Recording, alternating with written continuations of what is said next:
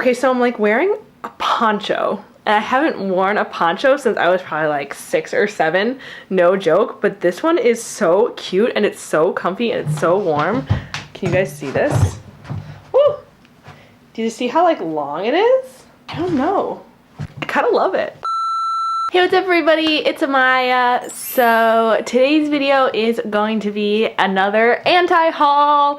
I did one of these in the summer and then I did one in the fall. So I figured we'd make it like an every season thing. So now that it is winter, it is January, I figured why not start the year off with a nice anti-haul. So if you guys have never seen an anti-haul, basically what it is I'm gonna be telling you new releases from Sephora and Ulta and some other places that I am not going to be buying and why I'm not going to be buying them. Anti-hauls were started by Kimberly Clark here on YouTube. She is so hilarious and her anti-hauls are so good. So please check her out. I will also link some other anti-hauls down below from other people that I really like. And yeah, let's get started. Okay, so the first thing I'm not going to be buying are the 15 new ColourPop eyeshadows that are releasing. I don't know when they're launching, or I think they already did launch, but there are 15 of them, and I love ColourPop shadows so much. I think they're so good. I have a whole drawer down here filled with them, and I have another drawer over there filled with them. Like,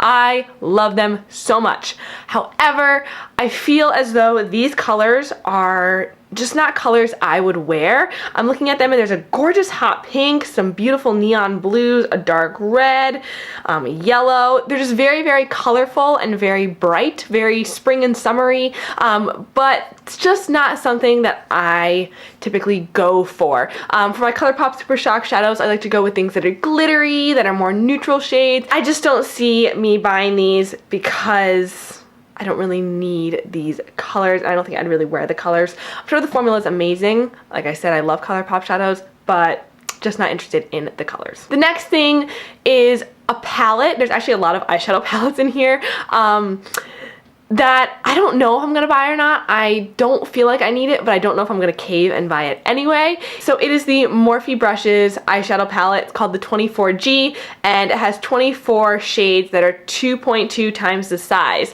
and it retails for $29. So basically, I just really love Morphe eyeshadows. I know some people don't, but I really do. I think they're really, really good, and I love their palettes. I think they're very affordable and great, but it's so hard because I do have so many of them, and this is just another warm eyeshadow palette that has some pinks and reds in it. Very similar actually to the feel of the Anastasia Modern Renaissance and of the 3502 palette, that I don't feel like I necessarily need this. You know what I mean? Like, I feel like I have all of these shades, but I just keep looking at it and it's just so pretty. So the price of this palette is also a little bit more than their palettes typically are. They typically run like $23.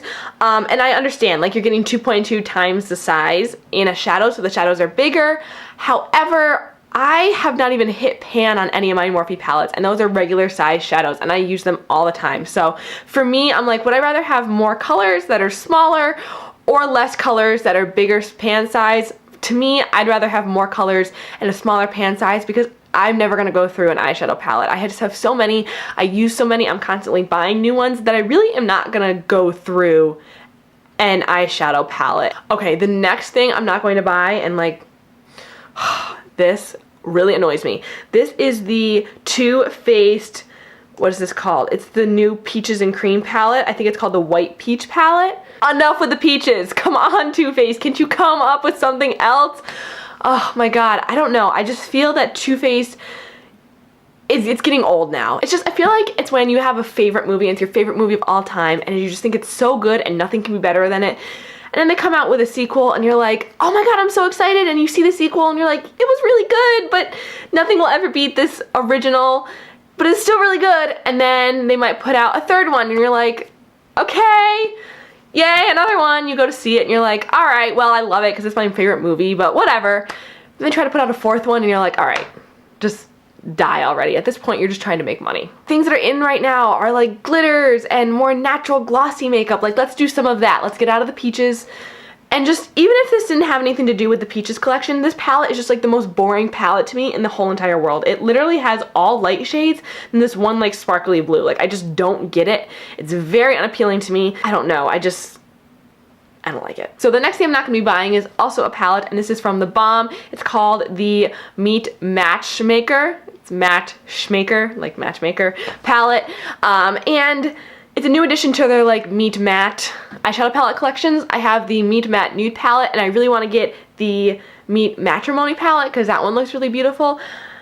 This one has 6 different pans, but in each of those pans they're split, so it has a matte shade and a shimmer shade. You get 12 shades in here, which isn't bad, but I just feel like they're really small, and I get the idea. I think it's a really good concept, but for me, I already have all these shades, and I'm just trying to get more picky and choosy about what palettes I actually buy because I have so many, and I have so many single eyeshadows. The shadows are pretty neutral. You have a matte and a shimmer that kind of correspond with each other, so it's a really good like matching sort of situation, but it just doesn't really interest me, to be totally honest. Another palette I'm not going to be buying. This is the Violet Voss #Pro eyeshadow palette. So this palette is very, very pretty. However, I just know that I will not use these colors. There's a lot of pinks, there's a lot of purples. They're very bright, vibrant colors. Kind of like the whole sunset trend that was going around. I think it's gorgeous. Like, I'm looking at it, I think it's very pretty. However, I'm just not going to use it. And I've heard mixed reviews on Violet Voss shadows. Sometimes people love them, sometimes people hate them. And it's just $45, and I feel like for me, you do get a lot of shades. That's great, but I just have a lot of other palettes already, and it just doesn't really interest me. The next thing I'm not going to buy is the Urban Decay All Nighter Waterproof Full Coverage Concealer. This retails for $29, and it's supposed to go with their All Nighter foundation. So the reason why I'm not going to be buying this concealer is because I am not a super full coverage person. I am not an oily skinned person, so I feel like personally for me, the All Nighter range doesn't really fit my needs. Mind you, I haven't watched any reviews on the concealer. I haven't tested it, swatched it, nothing. I'm just going off the kind of like description that it has, and also the fact that it's probably going to be like the foundation. I don't really need something super full coverage nor super long wearing. I have a lot of concealers that I use already that I love, so I just don't feel the need to spend $29 on a concealer. Okay, another eyeshadow palette from Too Faced. This is the Chocolate Gold eyeshadow palette. Now I have the original Chocolate Bar palette, and I love it, and I have the Sweet Peach palette, which is also in the same format, and I love that. For someone who really loves shimmers, really loves glittery shadows, this would be great. However, in my eyeshadow palettes, I've said this before, I prefer more mattes as opposed to shimmers, because with mattes, you will use them in every single look. However, with shimmers, you will only use them when you want to use that one shimmer. You know what I mean? So I feel like a palette that's all shimmers is not necessarily versatile. I already have one full shimmer palette, and like I said, I have my ColourPop shadows, and I have shimmers in other palettes, so I just don't feel like I need to spend $49 on a palette that is all shimmers like this. Okay, this is from Tarte, and this is the Foil Finger Paints Shadow Collection. It's part of the Rainforest of the Sea. Oh my god, the packaging on this palette is to die for. It's like crushed up aquamarine sea rocks, and aquamarine is my birthstone, so anything that's like that aquamarine turquoise, I love it. Other than the packaging, I don't really get this palette. So there's 5 shades altogether, and it's basically just giant shimmery shadows for $39. You get 4 shimmery shadows for $39. I don't get it. I don't get it. I swatched this in store, and it was very beautiful. They were very foiled, very creamy. They kind of had that like wet, almost gel formula to them. Very beautiful. But I've seen YouTubers swatch them on their Snapchat, and like I said, they look gorgeous. But why? Like, why do I need this? I don't understand the concept of needing this big palette with these 4 big eyeshadows in there that are just these shimmeries. I don't know. There's like 2 like rose gold shade that looks very similar. There's 1 pink shade, and then there's like an iridescent shade and a grayish blue. I don't really get it. I don't get the concept of this palette. I don't know. I think 40 bucks is ridiculous for this. I don't know. Next we have this NYX Holographic Halo Finishing Powder. So when I read the title of this, I was like, Holographic Halo Finishing Powder? What? What? How can a finishing powder be holographic? So I actually went and looked at the details online on Ulta.com, and it says, glow your own way using the NYX Professional Makeup Holographic Halo Finishing Powder. It's an ultra fine loose powder that comes in 2 pearly shades and delivers an ethereal look that's crazy gorgeous.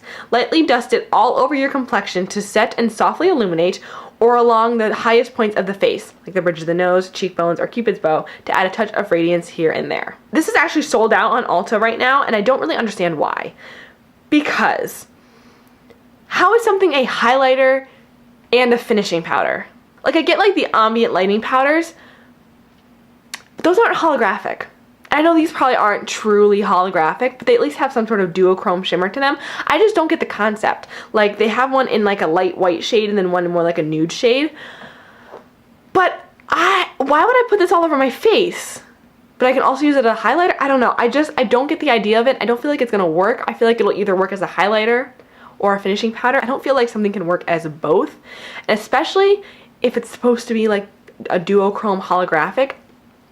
Another thing from NYX, this is their Strictly Vinyl Lip Gloss. I saw these in store, and I feel like NYX just constantly pumps out lip products that are literally the exact same thing with different packaging. Like, NYX, you don't need 5 different types of lip glosses. You don't need 12 different kinds of lipsticks or liquid lipsticks. I just feel like they constantly pump out different products. And for me, lip glosses just really aren't my thing. They get in my hair and they get sticky. You guys have heard my rants about lip glosses before. I don't like them. I just don't really understand another like vinyl lip gloss. I'm not going to be buying any of the new L'Oreal holographic infallible things that they got going on. They have a eyeshadow, a lip gloss, and a highlighter stick. I love things that are holographic that have to do with like nails, like an eyeshadow product here and there. I think they're so pretty. However, I'm sick of companies putting out things that are supposed to be holographic that aren't. They're like a duochrome or an iridescent, like that's not holographic. Stop saying it is, because it's not. I don't get it. Like, nobody likes these. Like, you have a few people here and there that'll like put them on for like an Instagram video, or people that are super creative that can totally rock this stuff, which I am super jealous of. And it looks gorgeous on them, but it's a very small market. Like, the everyday consumer isn't going out and buying a holographic highlighting stick, so I don't understand why so many companies keep trying to put them out. I get it, it's a trendy thing, but I feel like NYX tried to do it, Milk Makeup tried to do it. People like it, it looks pretty, but do they actually want to spend their money on it? Not necessarily. Also, this whole new L'Oreal Lumi line that came out, they have their nude highlighter palette, the natural glow enhancer Glowtion, the Lumi Shimmerista highlighting powder, and the Glow Amore glow boosting drops. Okay, so I love their True Match Lumi line, with the exception of the foundation. I don't like the foundation.